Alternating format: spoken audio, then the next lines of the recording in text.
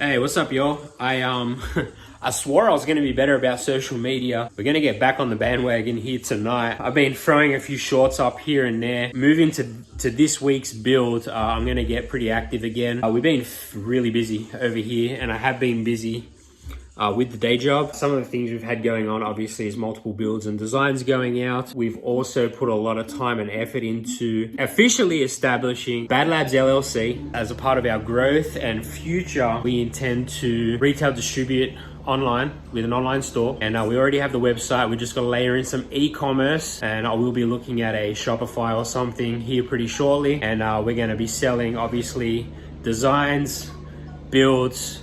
We're gonna have a small profab collection, dual 8s, 10s, 12s that will be ready to ship, and we're gonna be keeping in stock and have available lots of install accessories, lugs, shrink, fusing, distribution, just a few things that we're currently looking into and sourcing suppliers for. I'm not trying to be the cheapest, and I'm okay if you can get it cheaper elsewhere, but I am going to be offering a customer service experience unlike any other. For those of you that do and have followed me thus far, man, let me tell you, I really appreciate that.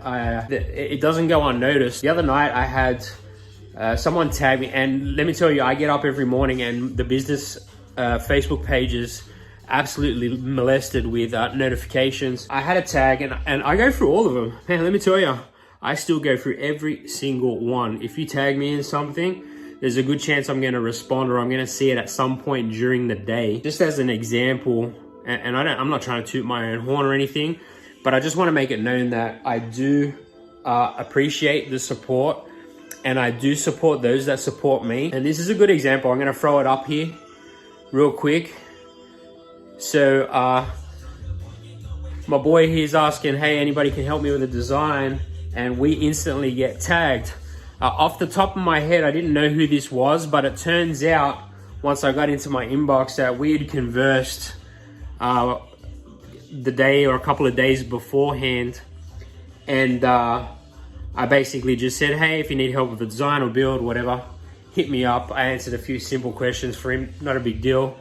And I guess he appreciated the help he got in the moment and suggested us out to this next potential customer.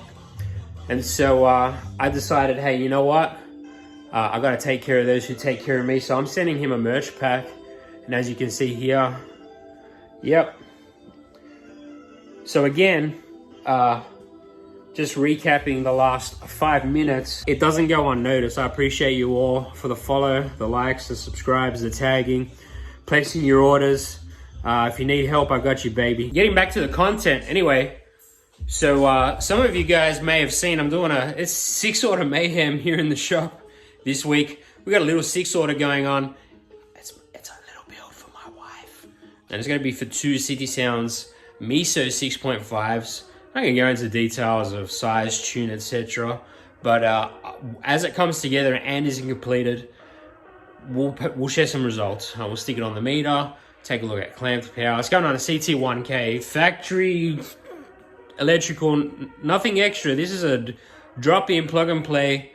No extra headaches. Anyone can do a build like this, and we'll dive more into that one later. But more importantly is the one that's about to unfold here for I can't remember the year models. It's an Avalanche, and we're going to be doing a very large Series 6-order blow through for 4 Skar Audio VXF12 D4s, and this customer, he was pretty excited about seeing a little bit of content for his build on YouTube, and that's when I said, hey, this is my opportunity to be better about posting, because I understand how important this is for our growth, and I'd love to take on more builds like this. Obviously, I'm not looking at shipping these guys because they are incredible, but anywhere in the vicinity of far north Louisiana. So anyone in the Arklatex area looking to get fucking dumb loud, hey, let me know. I love doing these builds. and I'd love to do a lot more of them. We're super affordable. I don't know off the top of my head if I beat the other quote that this guy got, but I know I'm reasonable because I've found a way to be extremely reasonable, and it's going to function. Let me tell you. So it's going to be an unprepped Avalanche. He's light on power in terms of amp, but he does have an aftermarket alternator, and he's looking into some lithium, but he really needs to bump his power goes up amp wise, and once he does, this guy's going to fucking do the business, let me tell you. All right, so our first steps tonight was breaking down the bass, and this build's going to be in one of my favorite materials to build in, which is the cabinet grade radiator pine. It's 0.72 inch or 23/32, I believe. And I've used basically this cabinet grade pine from many different distributors, from Lowe's, Home Depot, local lumber yards in my area. And unfortunately, Home Depot have the best quality radiator pine local to me. And I keep a fair amount of it in stock to do a lot of builds with. It's very affordable, cuts well, is very, very consistent. I've almost never, ever seen any delamination from this material. And we're going double wall, basically all the way around on this build. She's going to be heavy, but there's only going to be one way for the volume to get out. And this box is going to be tight. So that's about it. We've basically glued and clamped, and I've actually brad through here with 18 gauge brads to get this bottom layer down. This is the foundation for the build, and I'm gonna let this guy set overnight. There's a shit ton of glue. There's about a quarter of a jug of Tidal Bond between these two layers, and we're gonna let this set overnight, and then we're gonna start to break down left, right, rear, the ported section. And then I'm probably going to spend most of tomorrow focusing on his windows. I have to build 2 hard stencils, and then I got to do the left and right side and his centerpiece. And we'll just start setting one piece at a time. As most of you guys know, I'm a clamp, brad, and glue kind of guy. But just granted how big this build is, we're going to be gluing and screwing and clamping as well, but we're going to be using spax on this guy and a ton of glue, and it's going to end up getting sealed with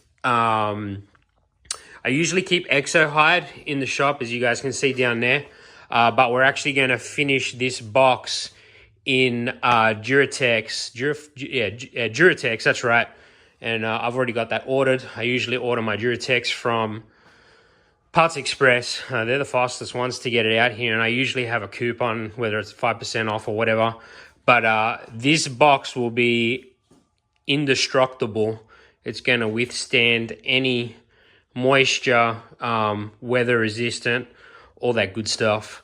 But this is actually in a sealed, it's going to go into a sealed Avalanche rear bed. And we will share a lot of this build throughout the week. Like and subscribe, share. If you're looking to get into a build like this, man, you're going to have to watch these next few videos and see the results I get. And then hit me up, y'all. I'll be ready for the next one by then. Peace, y'all.